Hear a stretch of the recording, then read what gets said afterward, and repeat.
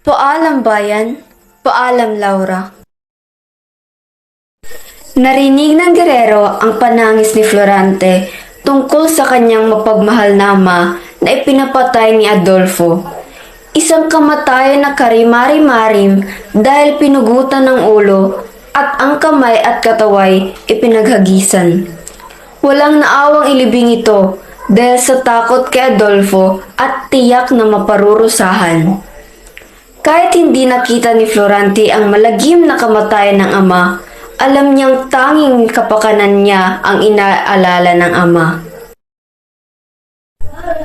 Napahinto rito't narinig na muli ang panambitan niyong natatali, na ang wikay, laruang aliw niyang budhi, paalam ang abang kandong ng pighati. Lumagi ka nawa sa kaligayahan, sa harap ng di mo esposong katipan, at huwag mong datnin yaring kinaratnan ng kasing nilimot at pinagliluhan. Kung nagbangis ka mat nasukab sa akin, mahal ka ring lubha din sa panimdim. At kung mangyayari, hanggang sa malibing ang buto ko, kita'y sisintahin. Di pa natatapos itong pangungusap, may 2 leyong hangos ang paglalakad.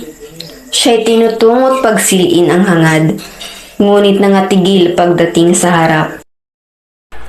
Nangaawa man dit na wala ng bangis sa abang sisiling larawan ng sakit. Nangatingala at parang nakikinig sa di lumilikat ni tinatangis-tangis. Anong loob kaya nitong nagagapos ngayong nasa harap ng 2 hayop na ang balang ngipit ko ko'y naghahandog, isang kamatayang kakilakilabot. Di ko na masabit kung ako'y nanatak. Nauumidyaring di lang nangungusap. Puso'y nalalambot sa malaking habag, sa kaawa-awang kinukubkob ng hirap. Sinong di mahapis na may karamdaman, sa lagay ng gapos na kalumbay-lumbay. Lipos ng pigati sa katinutunghan, sa laman at buto niya ang hihimay. Katiwala na nga itong tigib, sakit na ang buhay niya itungtong nasa guhit. Nilagnat ang puso't nasira ang boses, di na mawatasan halos itong hibik. Paalam, alba niyang pinamamayanan ng kasam at lupit, bangis, kaliluhan, akong tanggulan mo'y kusamang pinatay. Sa iyo'y malaki ang panghihinayang. Sa loob mo naway huwag mamilantik, ang panirang talim ng katalang kalis. Magkaespada kang parang binitbit, niring kinutamok ka ng matangkilik. Kinasuklaman mo ang ipinangakong, sa iyo'y gugulin niniyak kong dugo, at inimig mo pang hayop, ang magbubos sa kung itanggol kay maubos tumulo. Yaong aking Laurang hindi mapapaknit, ng kamatayan man sa tapat kong dibdib. Paalam. Bayan ko, paalam na ibig. Magdarayang sintang di manaw sa isip. Bayang walang loob, sintang alibugha. Adolfong malupit, Laurang magdaraya.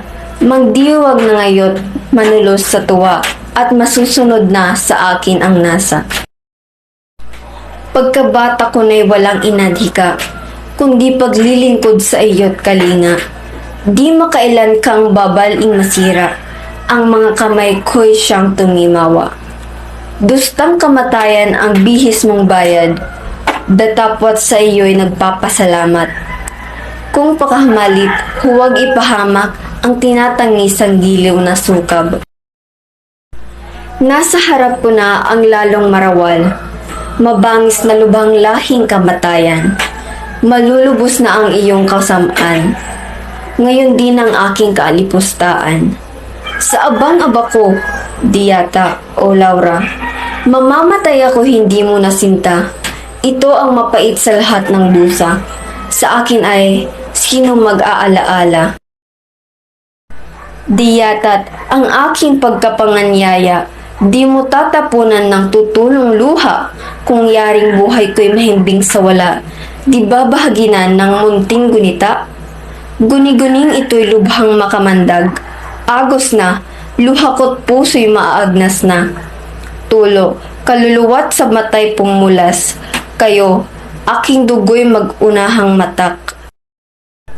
Nang matumbasan ko ng luha, ang sakit nitong pagkalimot ng tunay kong ibig, huwag yaring buhay ang siyang itangis, kundi ang pagsintang lubos na naamis.